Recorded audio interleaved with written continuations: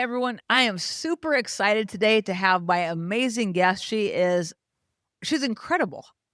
She's got a story that's going to be compelling, but guys, she's a mom, she's a wife, she's a business owner, she's a cancer thriver. She's a author, a soon to be author. She's got a book coming out in September. She's a great entrepreneur and she speaks all over the country. She trains, she leads, and I'm so excited to have my guest, Traci McCausland, on today's podcast. So you're in for a real treat. Let's just set the backstage for Traci. Tell me a little bit about your family quickly. Okay. Just you don't have to just do you. Well, first, love the intro. I'll take you everywhere I go. Okay, I'll be your hype person. Hype girl. Thanks, Amy. Yeah, live here in Waterloo, and my husband Kent and I have been married 20 years, and we've got two boys. Jay's 16 and a sophomore in high school, and Casey is 11, almost 12, and a sixth grader. Yeah. Guys, I have to say so I was just sitting here thinking back, when did I meet Kent and Tracy? And then I remember this. They were moving back from Kansas City to the area, and I was working with them, trying to find them a home, and we ended up finding something, but it was like we were at my office, working upstairs in my office, like 9, 10, 11 o'clock at night, wasn't it? Yes, it Yeah, was. we're like, "Hey, let's go." But I remember it was late at night, we were up there. I used to be on the 2nd floor of a building. We're up there. I think we're, like, eating food even, like, just putting an offer together, and I remember at that time, like, Kent and Tracy are special. Everywhere they go, they create impact. Everywhere they go, they're positive, they're life bringers, and, I just remember thinking, "Man, I'm so thankful that they're coming back to the Cedar Valley." Aw. So, I just remember having that distinct feeling. Yeah, that's really nice. Yeah, we lived in Kansas City for about 10 years, and I remember working with you and just, your energy. We're spending all day together and then like, let's make this offer. And it was, I think, Friday night. It was like a And late night thing. yeah, and Yeah, I grew yeah. up in Iowa Falls about an hour away, and we were supposed to head over there to meet like my high school girlfriends and their husbands. And it was like, oh no, we got to finish this deal. That's right. That's Yeah. right. So Yeah. tell me this, what's your background that you decided to start your company? Yeah. So my background, I mean, school wise is HR, Yeah. business management. I went to the University of Iowa and then moved to Kansas City after college and worked for a few years and was like, I don't know, this just isn't quite right. Mhm. And I'd always loved psychology. Okay. And I'm still just really curious about people and especially about work and what they do Okay. and why they do it and how, like, really how you spend your time.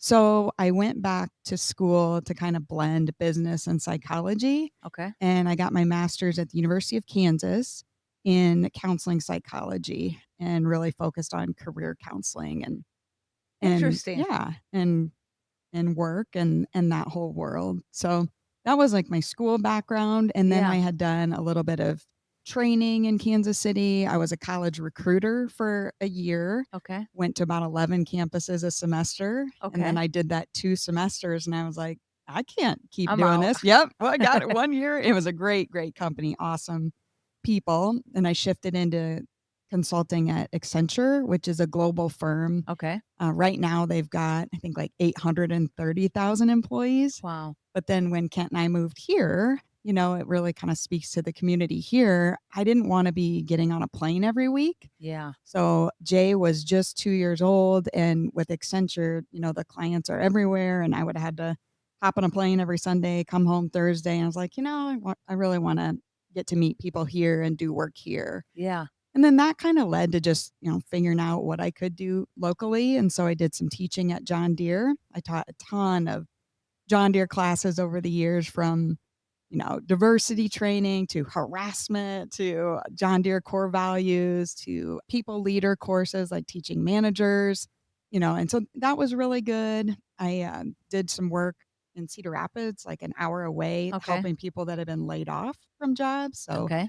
helping, like, with resumes, interviewing, networking. And then I was also doing HR consulting at the time with HR Connect, which Okay. is part of PDCM, Okay. insurance where Kent works. And at some point, it was like, wow, this is kind of a lot to juggle all of this. Yeah. And that was about the time we had Casey in 2013. I went and got certified by Gallup and in strengths in 2014. And then it was like, I really love this. And I think this is the direction I've been heading since way back, when I Yeah. went to grad school. So it's kind Yeah. of like a full circle moment to find the strengths work and then kind of jump out on my own. So tell me what that process was like jumping on your own. Like what kinds of like to the person sitting out there thinking, "Man, I think I am supposed to start my own thing. Yeah. I'm supposed to do it." What did you have to overcome? Yeah, and I think it's such a interesting question and knowing a bunch of people that have done it.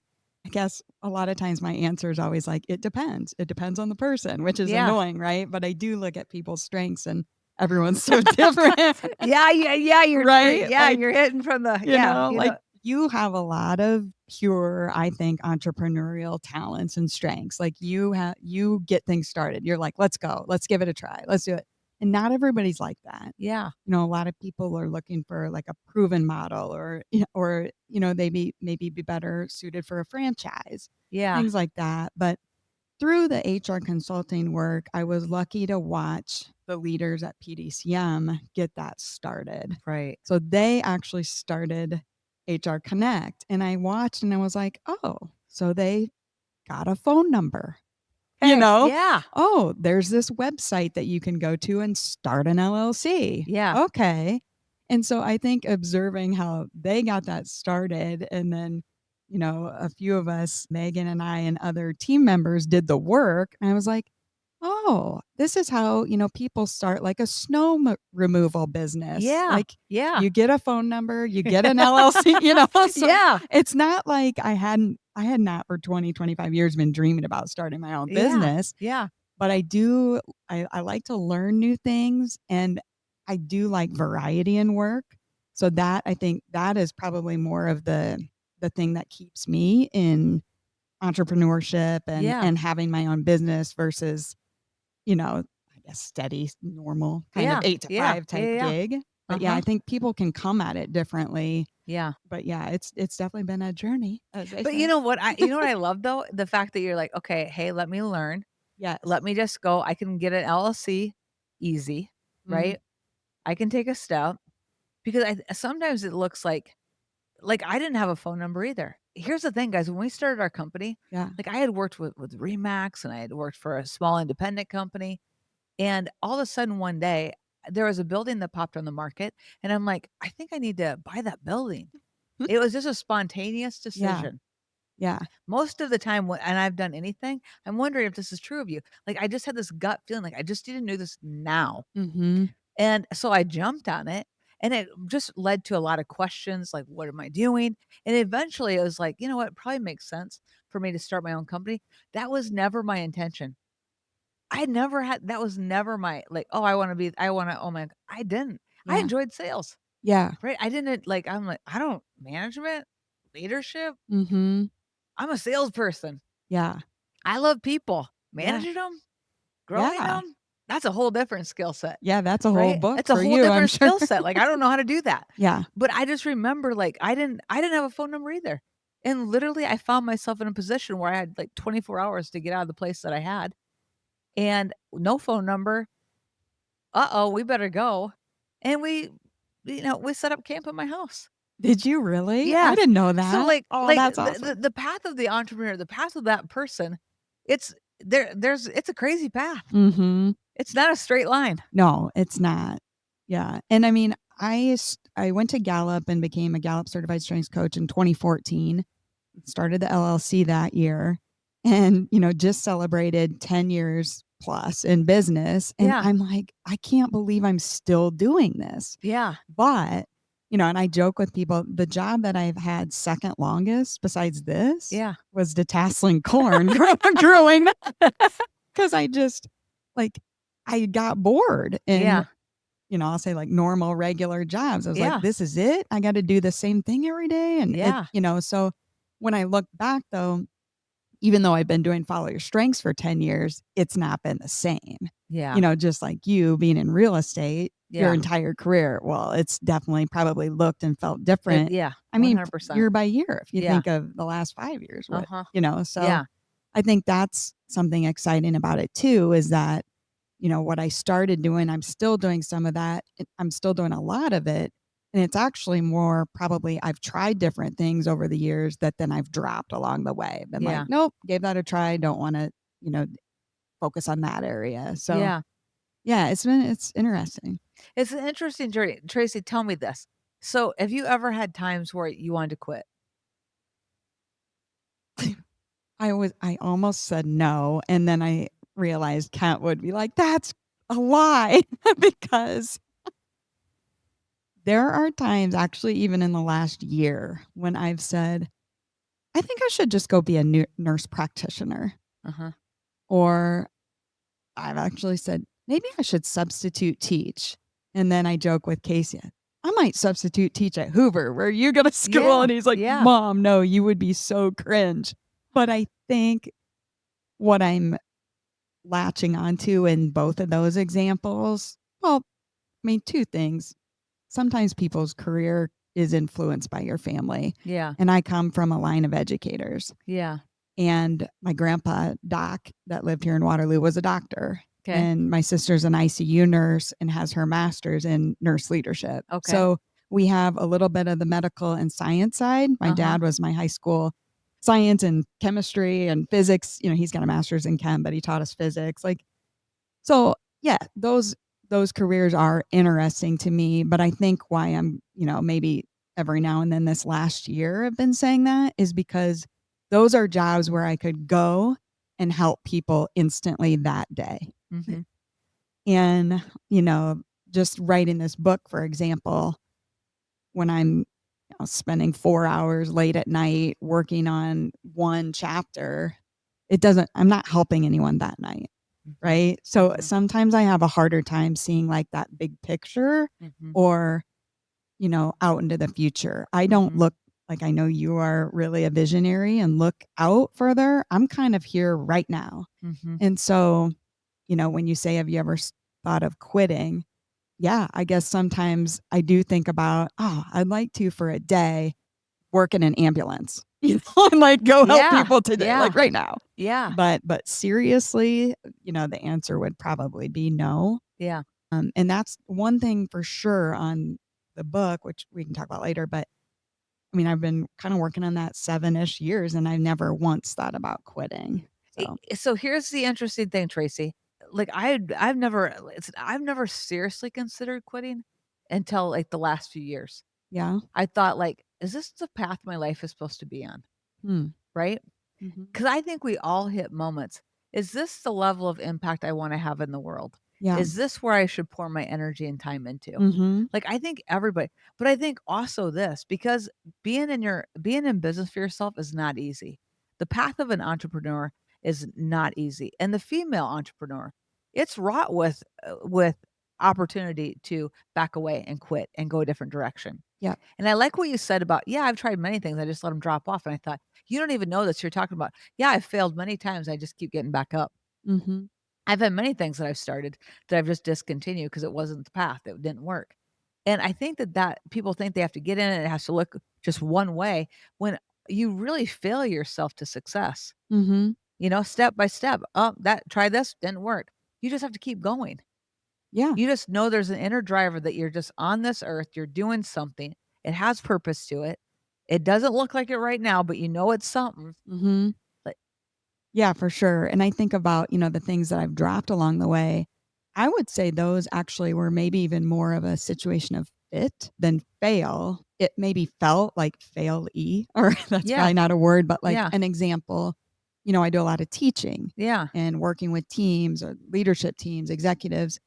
Years ago, when I first started my yeah, business, I would do anything, yeah, right? You're like, yeah, if someone's like, "Hey, can you come in and talk to us for 45 minutes and help us collaborate and hold each other accountable and be the yeah, best leaders?" I'd be like, "Yeah." yeah, And now I know, I'll do that, but it's not gonna be 45 minutes. yeah, So you yeah, learn things along the way, but when you get started in a new venture, you're like, "Yeah, I'll do anything." And so years ago, I used to teach at UNI yeah. in the College of Business, Oh, wow. and I taught juniors and seniors in the business program. And did I like it? Yeah, but you can hear that in my voice, Yeah, right? yeah, Was I good at it? Okay. yeah, And so that was an example of could I have kept doing it? Yeah. Was I the best person for it? Probably not. Yeah. Was I energized by doing it? Nope. Yeah.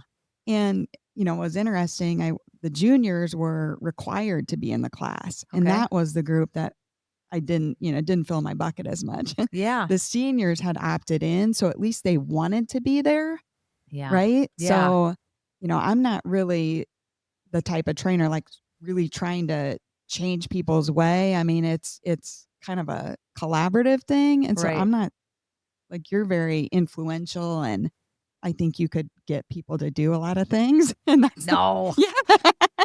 Sign this deal, right? But so yeah, the group that didn't wanna be there was like, "Dude, you don't wanna be," like, the energy was not Yeah. No, there. no, So no. You gotta work with people's energy. yeah, It's I mean, bad. just kind of a little example of, just something that it's like, yeah, I'm gonna let that go. And another Yeah. person that's great at strengths can do that work. Yeah. And that's what a coach taught me years ago. She said, "Hey, when you say no to things, you're giving other people an opportunity to step up and say yes." Yes.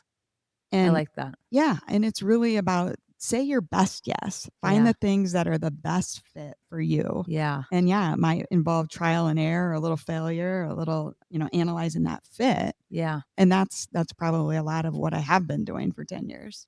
Do you know what I think is interesting? I think, like, finding your best, you kinda have to I used to sit on a lot of boards and things like Mhm. that, and I found myself ineffective on all of them because I was half here and half there and whatever, and I Mhm. wasn't giving my all, Yeah. and it wasn't where my passions and my strength lie, but I was like, "What are people gonna think if I quit this board? Am I quit?"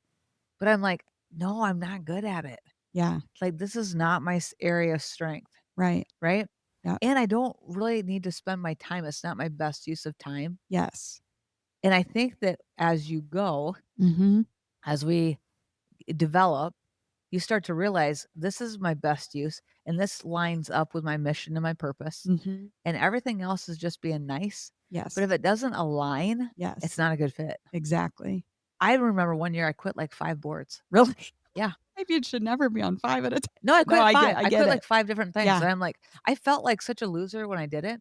And it was the most freeing thing. And I thought, now I can be on purpose. Yes. Now I can be Yes. intentional. Yep. And Now I'm choosing that. I'm like, "Hey, guys, things have I'm shifted. I can't be what you want me to be." right. And guess what? They were happy to have me get off Right. because I wasn't any good at You're it. filling a seat that I'm somebody filling a else seat can that someone take. else would love. Yes. Exactly to your point. Yep. So fast forward, you're growing your company, you're doing your thing, you're speaking to different, you're doing week-long trainings and HR and all this stuff. Mhm. And then what? Yeah, so 2017, I just, found a little, lump on my side the side of my chest, and I was only 39, and Mhm. so I'd never had a mammogram, and, we didn't have a family history of breast cancer or anything that I was on high alert for, but I went into the PA here at, Mercy, and she's like, "Gosh," I walked in the room, I didn't expect to be concerned, but I'm a little concerned, and so then the next day I had my first ever mammogram and, they must kind of sound an alarm because the mood changed in the room, and then they took me across the hall, and then I had an ultrasound, a really long ultrasound, and then biopsies, and that was a Friday of Mother's Day weekend in, Mm, May of 2017, and pretty much knew, that Friday, but then Monday found out for sure that I had stage 2, breast cancer. mhm. Wow. Yep. That's a blow, isn't it? Yes. It was, It's a head spinner, it was. Yeah. all the things. Yep.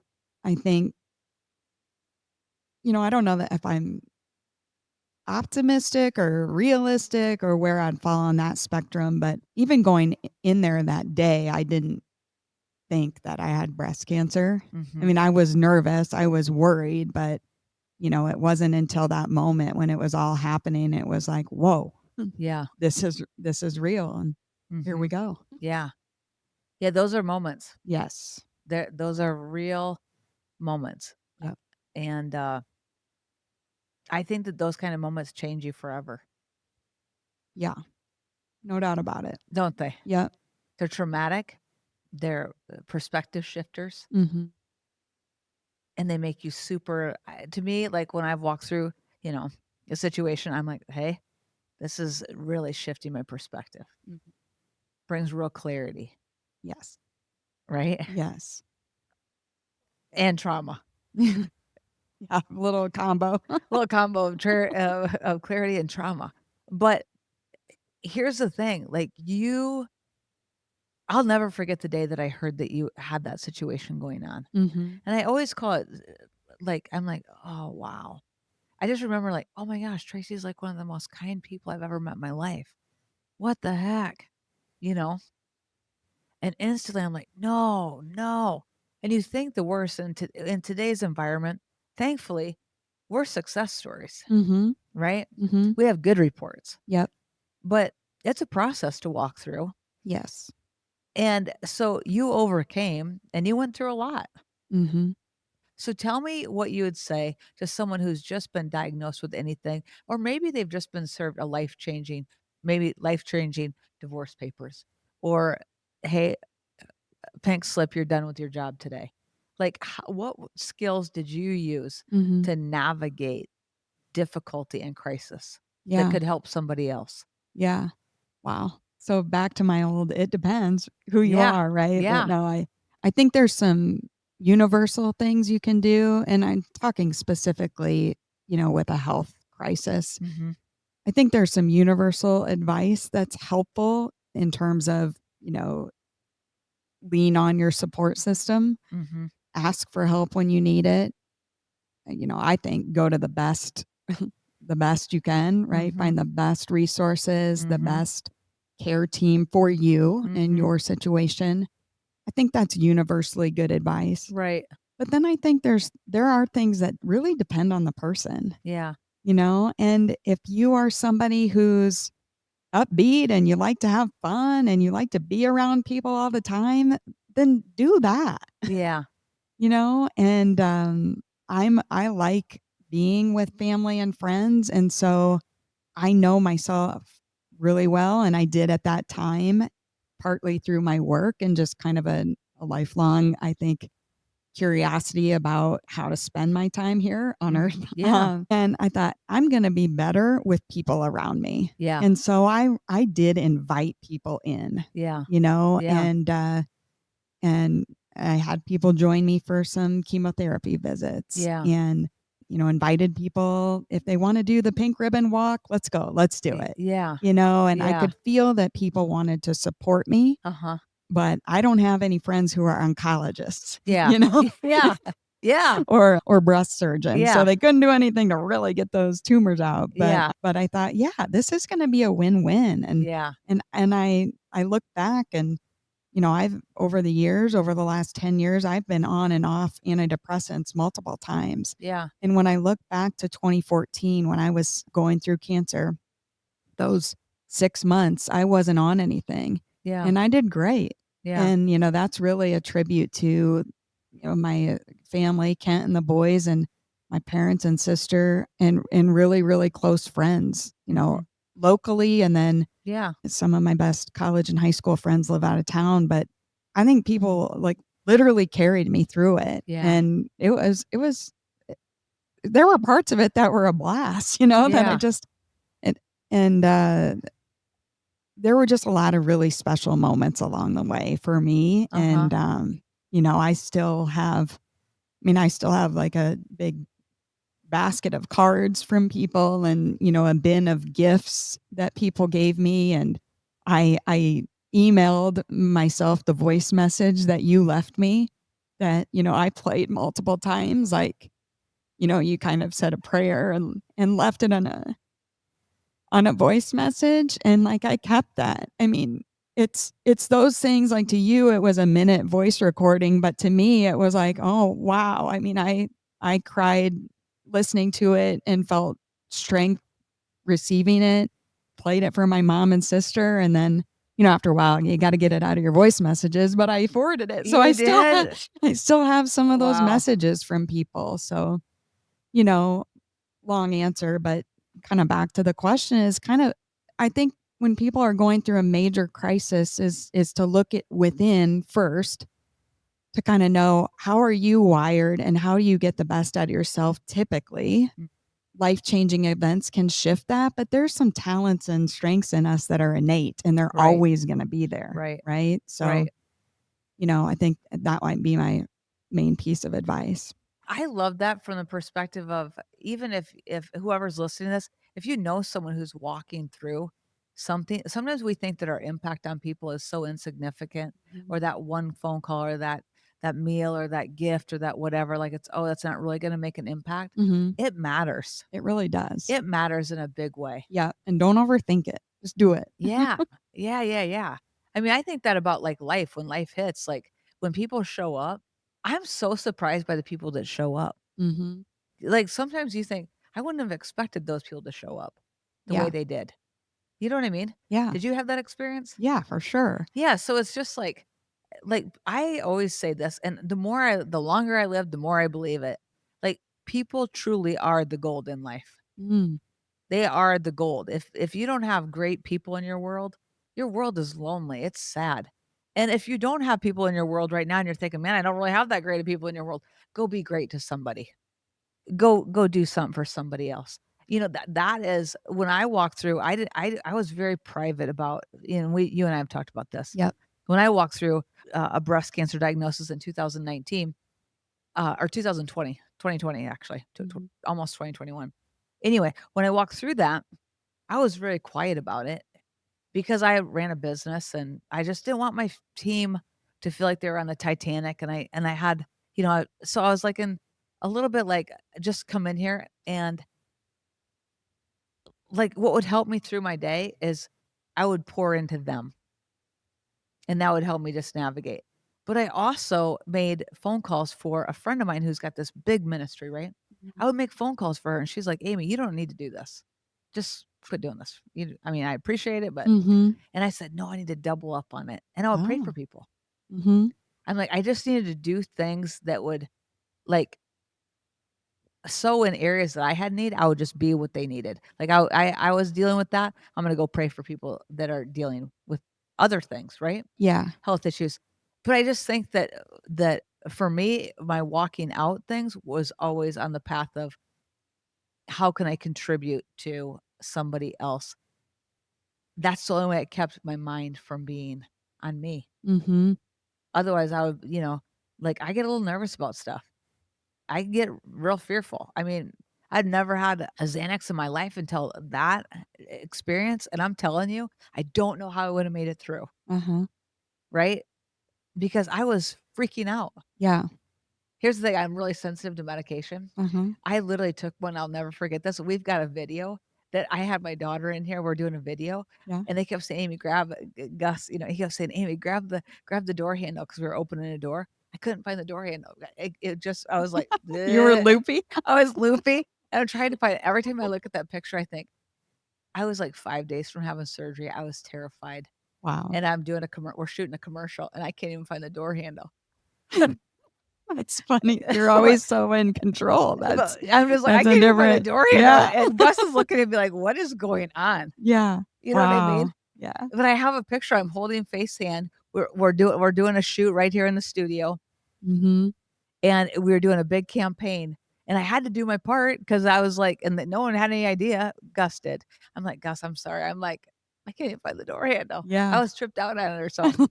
Anyway, but I'm like everyone operates on their skill set, Yeah. but I surrounded myself with people, but I definitely had people that I would melt down with, Mhm. right? But that process, like, here's the thing, when I look at you, Tracy, I'm like, you walked through hell and back, but your hell served a purpose.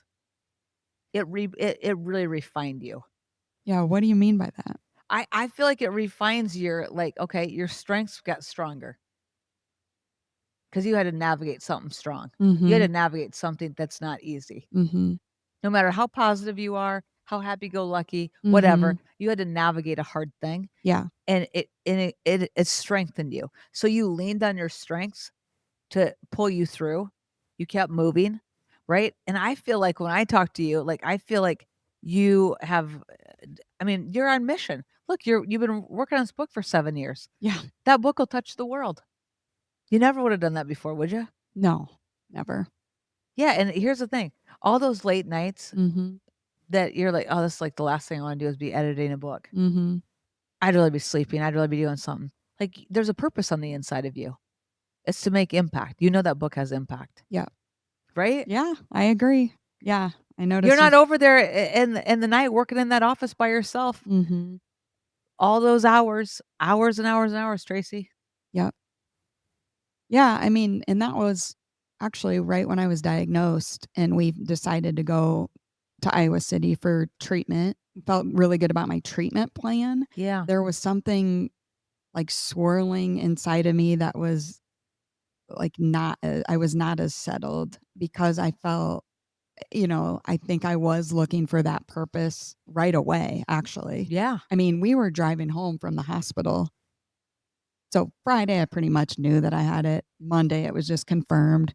Kent was driving me home from Mercy to our house, which is 5 minutes. yeah, And you can see the golf course, right? yeah, And I said, well, I guess I better join that, breast cancer golf tournament that they have in town and be on the committee. I was being kind of snarky, yeah, And yeah, Kent's like, just relax, yeah, yeah, But it was like, I already knew, okay, what am I gonna do with this? And I kinda joked about that, but for about I think it was about 10 days, that really bothered me because I was looking for the reason and I wasn't sure. mhm, And then on about day 10 was when I had the idea to write the book, yeah, which is wild to think yeah, back on, yeah. 2017, so almost 8 years ago.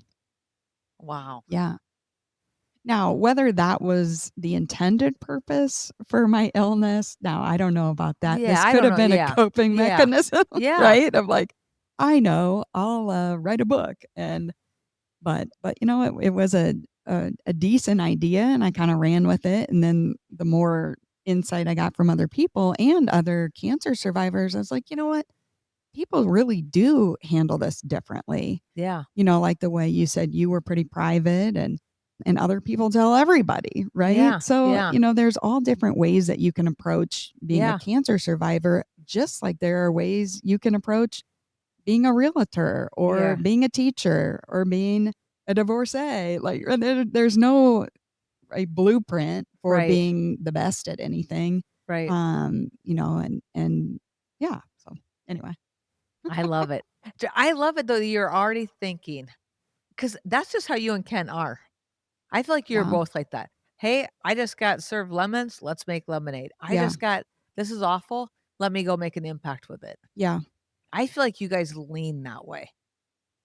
Do you? Yeah, I think we do. You do. Yeah, Like, and I've watched it. I mean, look at you guys have walked through hard. yeah, I mean, the death of Kent's parents, right? yeah, Like, quickly, quickly, unexpected, both of them. unexpected, quickly, Yeah, and you were really tight mhm. and really close. It wasn't like you were distant with them. No, You were, like, no. in the day to day. Yep, Like, they were really a strong part of your world. yep, And so to have that, like, you're just getting you guys are all getting your land legs back, yeah, and you get knocked again, yep, but I feel like it's put you both on greater purpose. This is what a friend of mine always says. She says, "Amy, the person that you're on this earth to help is the person you used to be." that's good. I'm like, "That is good." The Yeah, person that you're on this earth to help is where you can't help someone when you've never walked in shoes, right? mhm, Like, I have much more empathy than I've ever had for people really. that when they walk through scary things or they're getting testing or they got bad scans or I pray for people all the time. Like Mhm, I don't take it lightly. Like someone tells me, "Hey, I got upcoming scans." Like I'm all over that. yeah, Like I'm thinking about it, I'm praying about it because mhm, I've walked it. yeah, and you can feel that, right? Couldn't Yeah. couldn't you feel the Yes. support when you knew Yes. people were Cheering you on, yeah, the text message, the yeah, call, you felt it. mm, Here's the thing, there's been so many things, like, you can feel hate a long distance, and you can feel love long distance, absolutely. right? Yep, So, we are such spirit beings, you can feel it long distance, and so, like, even you, Tracy, your automatic wasn't maybe you had minutes like that, maybe you had a couple days like that, it wasn't, "Oh, poor me." You went, "Now what how am I gonna impact somebody?" mhm, And that's what I think when I look at you and Ken's life, and I keep throwing that in with both of you, is because I feel like both of you have done a flip the narrative.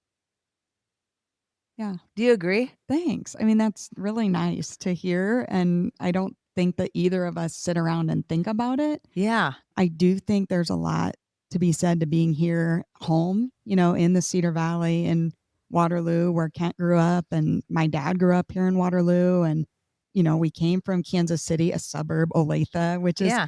is a bit harder to feel like part of something or Yeah. beyond like the Kansas City Chiefs, Yeah, yeah, yeah, yeah, yeah.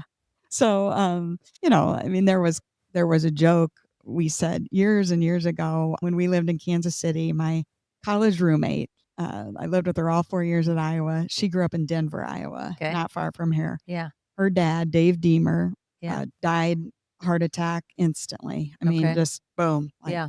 57 years old. I mean, oh, it was just tragic, tragic. Yeah. Great guy, Yeah. amazing man and dad, and it was just so sad. Yeah. And when we were, preparing to drive up here from Kansas City for the funeral and everything, Mac, Kent's dad, knew Dave, and he's like, "This is going to be really hard for Traci. Yeah. This is going to be really hard. She's going to want to move home and like live with her parents, And Yeah.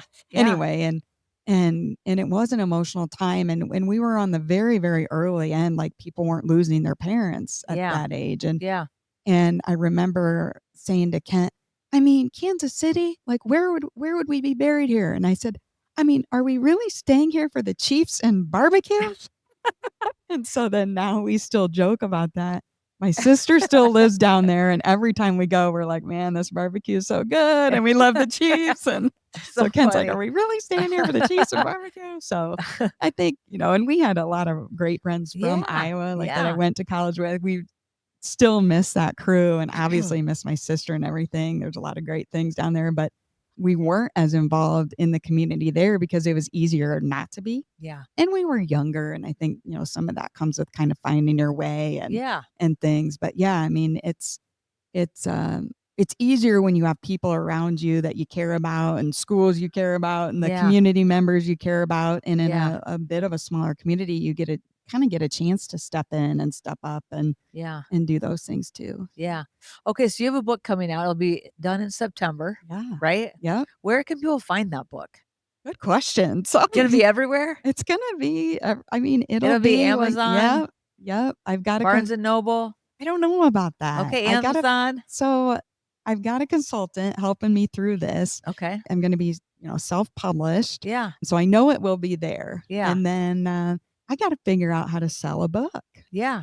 So, they talk like I've hired a coach that has helped me with writing the book, and I've got these great artists that have designed the covers and doing the interior layout. And sometimes they say, "You think writing a book's hard, try selling a book." Yeah. But Yeah. thankfully, I do have the support of Gallup. Mhm. And when I say Gallup, that would be like the Gallup poll, Yeah. that company that created the Clifton Strengths Assessment. Yeah.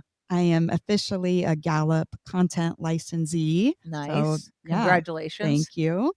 Had to go through a whole process for that, and, the support there has really been amazing. Uh-huh. I think, there will be a channel there. People that are already into strengths may be a good market for the book.